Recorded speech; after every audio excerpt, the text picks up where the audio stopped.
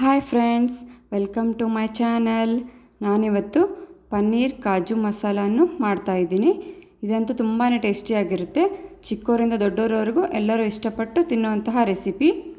Gas ಮೇಲೆ ಕಡಾಯಿಯನ್ನು ಇಟ್ಕೊಂಡು ಅದಕ್ಕೆ 2 ಟೇಬಲ್ ಸ್ಪೂನ್ ಆಗೋಷ್ಟು ತುಪ್ಪವನ್ನು ಹಾಕಿ 200 ಗ್ರಾಮ್ ಆಗೋಷ್ಟು ಪನ್ನೀರನ್ನು ಕಟ್ ಮಾಡಿ ಇಟ್ಕೊಂಡು ಈ ಥರ ಫ್ರೈ ಮಾಡ್ಕೊಂಬರಬೇಕು. ಅದೇ ಕಡಾಯಿಗೆ 1 ಟೇಬಲ್ ಸ್ಪೂನ್ ತುಪ್ಪವನ್ನು ಹಾಕ್ಕೊಂಡು ಗೋಡಂಬಿಯನ್ನು ಫ್ರೈ ಮಾಡ್ಕೊಂಬನ್ನಿ. ಸುಮಾರು 17ರಿಂದ 18 ಗೋಡಂಬಿಯನ್ನು ತೊಗೊಂಡಿದ್ದೀನಿ. ನಿಮ್ಗೆ ಎಷ್ಟು ಬೇಕೋ ಅಷ್ಟು ನೋಡಿಕೊಂಡು ತಗೊಳ್ಳಿ. ಒಂದು ಬೌಲಲ್ಲಿ ಎತ್ತಿಟ್ಕೊಳ್ಳಿ. ಇವಾಗ ಅದೇ ಕಡಾಯಿಗೆ 1 ಟೇಬಲ್ ಸ್ಪೂನ್ ಆಗೋಷ್ಟು ತುಪ್ಪವನ್ನು ತೊಗೊಂಡಿದ್ದೀನಿ. ಅದರಲ್ಲಿ ಚಕ್ಕೆ ಮತ್ತು 3 ಏಲಕ್ಕಿ, 4 ಲವಂಗ ಹಾಕ್ತಾಯಿದ್ದೀನಿ. ನೆಕ್ಸ್ಟ್ ಇದಕ್ಕೆ 2 ಪಲಾವ್ ಎಲೆಯನ್ನು ಹಾಕ್ಕೊತಾ ಇದ್ದೀನಿ. ಬಡೆ ಸೊಪ್ಪನ್ನು ಹಾಕ್ಕೊತಾ ಇದ್ದೀನಿ 1 ಟೇಬಲ್ ಸ್ಪೂನ್ ಆಗೋಷ್ಟು. 1 ನಿಮಿಷ ಕೈ ಆಡಿಸ್ಕೊಳ್ಳಿ.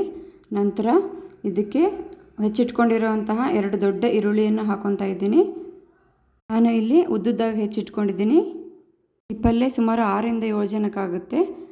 ಇದಕ್ಕೆ ಹಸಿ ಶುಂಠಿ ಮತ್ತು 2 ಬೆಳ್ಳುಳ್ಳಿಯನ್ನು ಸಿಪ್ಪೆ ಬಿಡಿಸಿ ಹಾಕ್ಕೊಂಡಿದ್ದೀನಿ. ನಂತರ 2 ದೊಡ್ಡ ಗಾತ್ರದಷ್ಟು ಟೊಮೆಟೊವನ್ನು ತಗೊಂಡು ಫ್ರೈ ಮಾಡ್ಕೊತಾ ಇದ್ದೀನಿ. ಈಗ ಸ್ವಲ್ಪ ಕಲರ್ ಚೇಂಜ್ ಆಗಿದೆ. ಈ ಥರ ಫ್ರೈ ಮಾಡ್ಕೋಬೇಕು. ಇವೆಲ್ಲ ಸಾಫ್ಟ್ ಆದಮೇಲೆ ಗ್ಯಾಸನ್ನು ಆಫ್ ಮಾಡ್ಕೊಳ್ಳಿ. ಫ್ರೈ ಮಾಡಿದ್ದನ್ನು ತಣ್ಣಗಾದ ಮೇಲೆ ಮಿಕ್ಸಿ ಜಾರ್ಗೆ ಹಾಕ್ಕೊಂಡು ನುಣ್ಣಗೆ ರುಬ್ಕೊಂಬನ್ನಿ.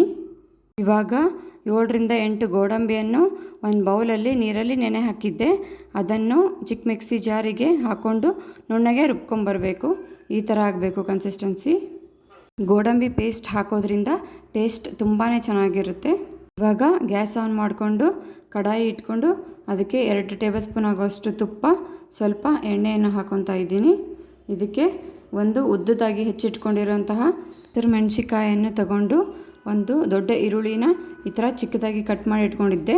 ಅವುಗಳನ್ನು ಹಾಕ್ಕೊಂಡು ಚೆನ್ನಾಗಿ ಬಾಡಿಸ್ಕೊಬೇಕು. ಈರುಳ್ಳಿ ಗೋಲ್ಡನ್ ಬ್ರೌನ್ ಆಗೋ ಮಟ್ಟ ಫ್ರೈ ಮಾಡ್ಕೋಬೇಕು.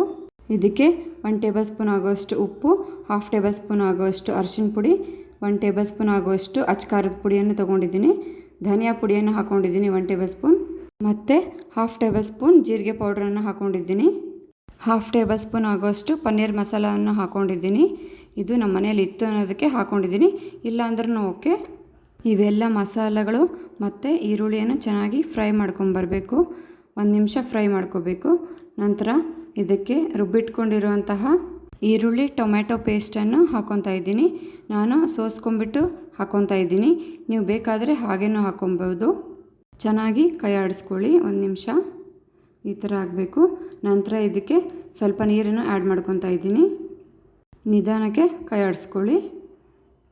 ನನ್ನ ಮಕ್ಕಳಂತೂ ತುಂಬ ಇಷ್ಟಪಟ್ಟು ತಿಂತಾರೆ. ಪನ್ನೀರ್ ಮತ್ತು ಕಾಜು ಹಾಕಿರೋದ್ರಿಂದ ತುಂಬಾ ರುಚಿಯಾಗಿ ಬರುತ್ತೆ. ಒಂದು ಸತ ಟ್ರೈ ಮಾಡ್ಕೊಳ್ಳಿ. ಈ ಥರ ಕುದಿ ಬಂದ ಮೇಲೆ ರುಬ್ಬಿಟ್ಕೊಂಡಿರೋಂತಹ ಗೋಡಂಬಿ ಮಿಶ್ರಣವನ್ನು ಹಾಕಿ ಚೆನ್ನಾಗಿ ಕೈ ಆಡಿಸ್ಕೊಳ್ಳಿ ನಿಧಾನಕ್ಕೆ. ಇದೆಲ್ಲ ಮಿಕ್ಸ್ ಆಗಬೇಕು ನೀಟಾಗಿ. ನಿಮ್ಮ ಹತ್ರ ಫ್ರೆಶ್ ಕ್ರೀಮ್ ಇದ್ದರೆ ಹಾಕ್ಕೊಳ್ಳಿ, ಇಲ್ಲಾಂದ್ರೂ ಓಕೆ. ನಾನು ಇದಕ್ಕೆ ಒಂದು ಗ್ಲಾಸಲ್ಲಿ 2 ಟೇಬಲ್ ಸ್ಪೂನ್ ಆಗೋಷ್ಟು ಹಾಲಿನ ಕೆನೆಯನ್ನು ತಗೊಂಡು 1 ಸ್ಪೂನ್ ಸಹಾಯದಿಂದ ಕಲಿಸ್ಕೊಂಡು ಹಾಕ್ಕೊತಾ ಇದ್ದೀನಿ. ಇದರಿಂದ ಕ್ರೀಮಿ ಕನ್ಸಿಸ್ಟೆನ್ಸಿ ಆಗುತ್ತೆ, ಚೆನ್ನಾಗಿರುತ್ತೆ ಟೇಸ್ಟು. ಇವಾಗ ಫ್ರೈ ಮಾಡಿಟ್ಕೊಂಡಿರೋಂತಹ ಗೋಡಂಬಿ ಮತ್ತು ಪನ್ನೀರ್ಗಳನ್ನು ಹಾಕ್ಕೋಬೇಕು. ಚೆನ್ನಾಗಿ ಮಿಕ್ಸ್ ಮಾಡ್ಕೊಳ್ಳಿ. ಪನ್ನೀರ್ ಮತ್ತು ಕಾಜು ಹಾಕಿರೋದ್ರಿಂದ ಆರೋಗ್ಯಕ್ಕೂ ಕೂಡ ತುಂಬಾ ಒಳ್ಳೆಯದು. ಇವಾಗ ಒಂದು ಸ್ವಲ್ಪ ಕಸೂರಿ ಮೇಥಿಯನ್ನು ತಗೊಂಡು ಈ ಥರ ತಿಕ್ಕಿ ಹಾಕ್ಕೋಬೇಕು.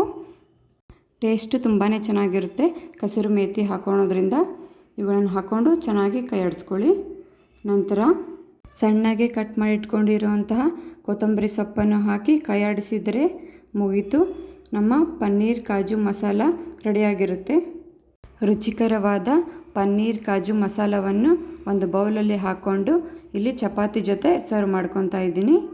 ನೀವು ಬೇಕಿದ್ದರೆ ರೋಟಿ, ನಾನ್, ಕುಲ್ಚಾ ಜೊತೆಗೂ ತಿನ್ಬೋದು. ಈ ರೆಸಿಪಿ ನಿಮಗೆ ಇಷ್ಟ ಆಗಿದರೆ ಪ್ಲೀಸ್ ಲೈಕ್ ಮಾಡಿ, ಶೇರ್ ಮಾಡಿ, ಸಬ್ಸ್ಕ್ರೈಬ್ ಮಾಡ್ಕೊಳ್ಳಿ.